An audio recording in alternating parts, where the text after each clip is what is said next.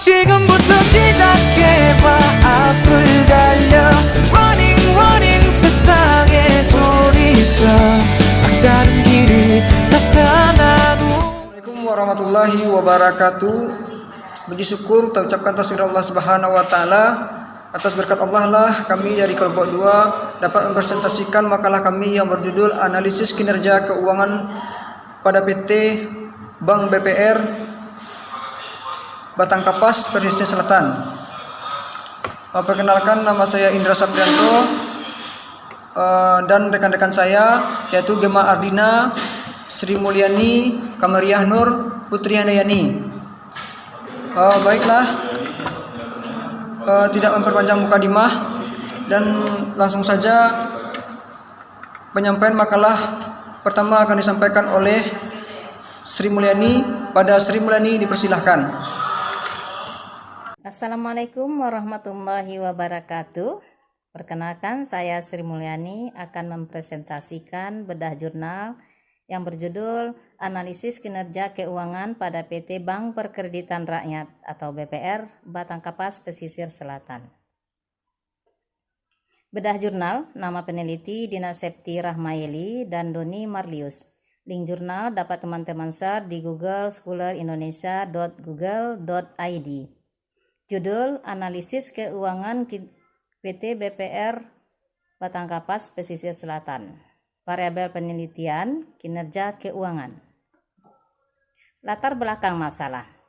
Bank merupakan badan usaha yang tugas utamanya sebagai lembaga perantara keuangan atau financial intermediaries yang menyalurkan dana dari pihak yang berkelebihan dana kepada pihak yang membutuhkan dana atau kekurangan dana pada waktu yang ditentukan. Kinerja keuangan bank dapat diukur dengan rasio likuiditas, solvabilitas, dan rasio profitabilitas. Laporan keuangan merupakan suatu proses untuk membantu memecahkan dan sekaligus menjawab masalah-masalah yang timbul dalam suatu organisasi perusahaan maupun organisasi yang tidak bertujuan untuk memperoleh laba. Dr. Andes Amin Wijaya 2000.222. Kinerja keuangan PT Bank Perkreditan Rakyat Batang Kapas, Pesisir Selatan untuk tahun 2013 sampai tahun 2015 dapat diketahui melalui laporan keuangan yang berupa laporan neraca dan laporan laba rugi pada tahun 2013 sampai dengan tahun 2015. Laporan keuangan tersebut selanjutnya dianalisa dengan menggunakan analisis rasio keuangan, yaitu meliputi rasio likuiditas, rasio solvabilitas, dan rasio profitabilitas.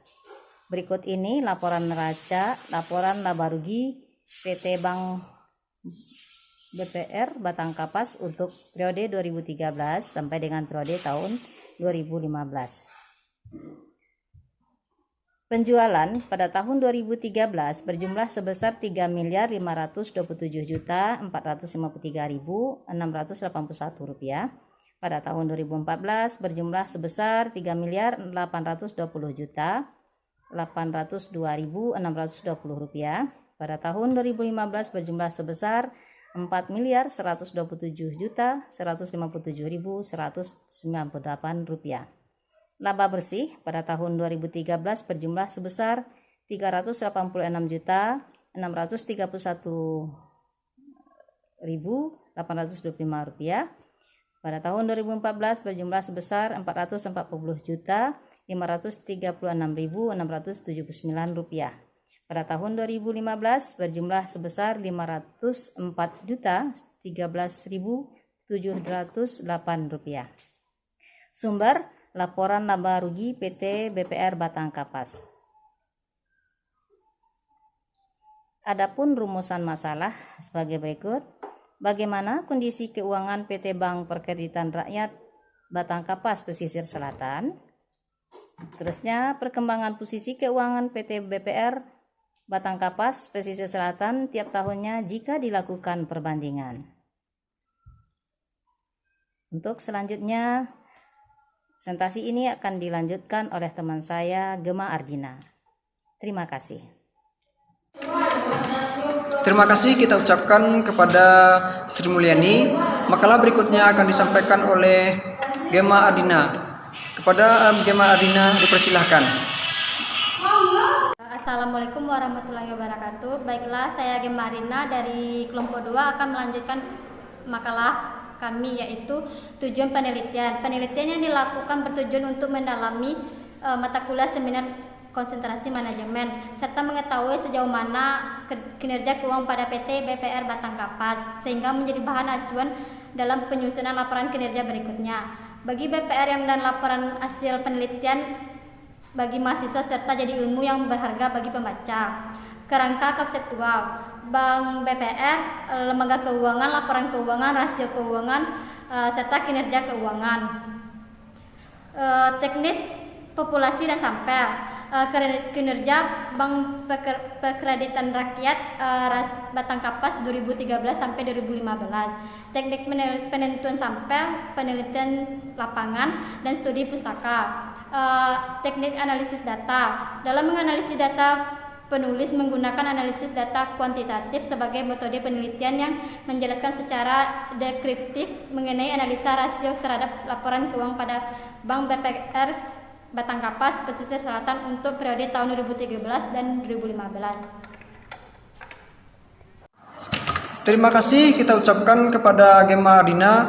Makalah selanjutnya akan disampaikan oleh Kamariah Nur. Kepada Kamariah Nur dipersilahkan. Assalamualaikum warahmatullahi wabarakatuh. Saya Kamariah Nur dari kelompok 2 akan melanjutkan hasil makalah dari Gema Ardina, yaitu 1. Analisis rasio likuiditas. A. Grand ratio. Rasio ini merupakan nilai kekayaan lancar atau segera dapat dijadikan uang yang dimiliki oleh perusahaan. B. Cash ratio. Rasio ini adalah rasio yang paling konservatif untuk mengukur kemampuan perusahaan untuk memenuhi kewajiban lancarnya dengan menggunakan aktiva-aktiva cash dan atau setara cash. 2. Analisis rasio solvabilitas. A. Debit rasio utang. Merupakan rasio yang mengukur berapa persen aset perusahaan yang dibelanjai dengan hutang. B. Total debt to equity ratio. Merupakan perbandingan dari total hutang yang dimiliki perusahaan dengan modal sendiri atau ekuitas. Artinya, bagian dari setiap rupiah, modal sendiri yang dijadikan jaminan untuk keseluruhan hutang perusahaan. 3. Analisis rasio probabilitas. A. Rasio margin laba kotor atau gross profit margin. Rasio ini digunakan untuk menggambarkan kemampuan perusahaan dalam mendapatkan laba atau dividen. B. Rasio margin laba bersih atau gross net profit.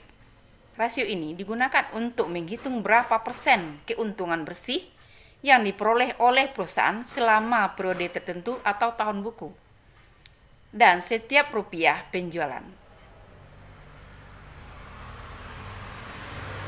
C. Return on investment. Rasio pengembalian aktiva-aktiva. Rasio ini mengukur pengembalian atas total aktiva setelah bunga dan pajak. D. Return on equity atau ROE. Digunakan untuk mengukur banyaknya keuntungan yang menjadi hak milik modal sendiri. E. Return on asset atau ROA. Untuk mengukur kemampuan perusahaan dalam memperoleh laba perusahaan dengan aktiva yang digunakan untuk memperoleh laba tersebut atau ROA dihitung dengan membagi laba usaha atau EBIT. Sekian dan terima kasih. Terima kasih kita ucapkan kepada Kamariah Nur atas penyampaian makalahnya. Bagian makalah berikutnya akan disampaikan oleh Putri Handayani. Kepada Putri Handayani dipersilahkan. Assalamualaikum warahmatullahi wabarakatuh. Perkenalkan, saya Putri Handayani. Saya akan melanjutkan pembahasan dari Ibu Kamariah Nur, yakni tentang hasil dan pembahasan. Hasil dan pembahasan di sini didapat melalui perhitungan teknik analisa data yang sudah dijelaskan sebelumnya. Materi ini juga dapat teman-teman lihat dari slide materi kelompok kami. Dalam hasil dan pembahasan ini dibagi atas 3 analisis. Yang pertama, analisis rasio likuiditas. Rasio likuiditas PT BPR Petangkapas dari tahun 2013 sampai tahun 2015 adalah sebagai berikut. Yang pertama adalah current ratio. Pada tahun 2013 didapat hasil sebesar 127,45%. Pada tahun 2014 didapat hasil sebesar 129,32%. Dan pada tahun 2015 didapat hasil sebesar 117,93%. Sedangkan rata industrinya adalah sebesar 200%. Yang kedua adalah cash ratio. Pada tahun 2013 didapat hasil sebesar 12,93%. Pada tahun 2014 didapat hasil sebesar 21,22%. Dan pada tahun 2015 didapat hasil sebesar 20,56%.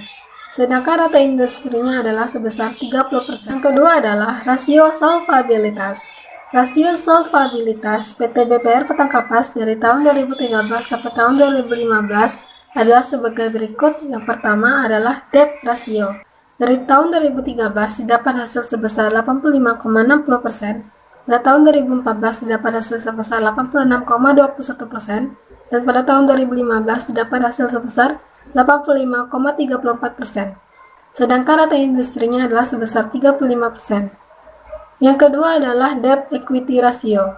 Pada tahun 2013 didapat hasil sebesar 831,27%. Pada tahun 2014 didapat hasil sebesar 896,30%. Dan pada tahun 2015 didapat hasil sebesar 799,89%. Sedangkan rata industrinya adalah sebesar 90%. Analisis yang ketiga adalah analisis rasio profitabilitas. Analisis rasio profitabilitas PT BPR Petangkapas dari tahun 2013 sampai tahun 2015 adalah sebagai berikut. Yang pertama adalah gross profit margin.